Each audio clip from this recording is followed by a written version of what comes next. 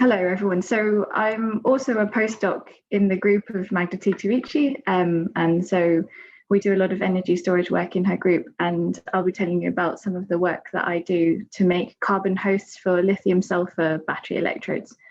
So the motivation really behind lithium-sulfur batteries is that the energy density and specific capacity are significantly higher than any of the traditional cathode materials at the moment.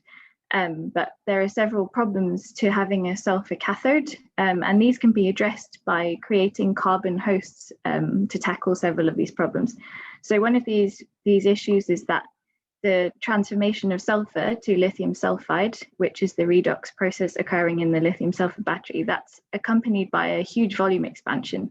And if that's not controlled, then the electrode can disintegrate. So carbon can be employed to encapsulate and accommodate this volume expansion.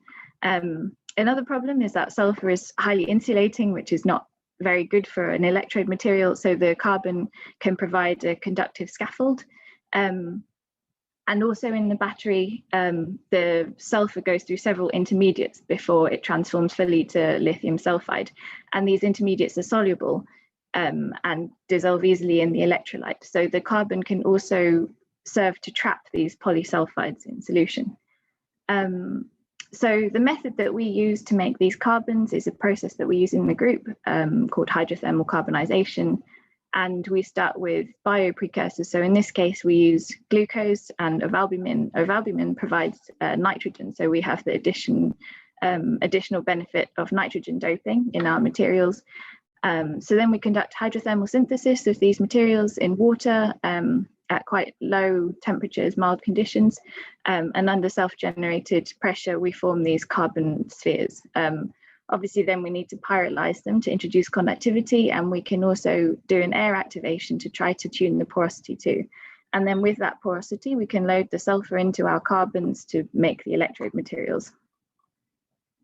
So after the hydrothermal carbonization and pyrolysis, we end up with these small agglomerated particles of nitrogen-doped carbon. And we can see that after air activation that we open up the structure a little bit. And by BT, by measuring the nitrogen adsorption, we can see that we can significantly increase the surface area and also open up some microporosity, which is useful for our sulfur encapsulation.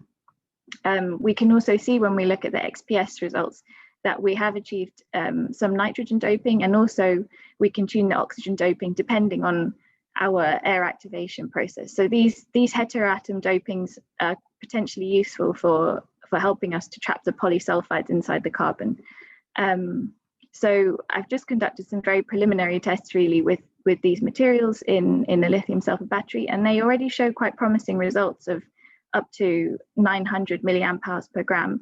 But they do seem to deteriorate a little bit, tail off a little bit after 5 cycles. So of course, there needs to be some more work to really finely tune the structure of these materials. But as a preliminary result, they're quite interesting for these batteries to achieve a high capacity and high density. And potentially then it's quite a simple and easy method to tune the structure of these carbons to try to really tailor this structure for these lithium sulfur battery electrodes. Yeah, so that's it from me. Thank you.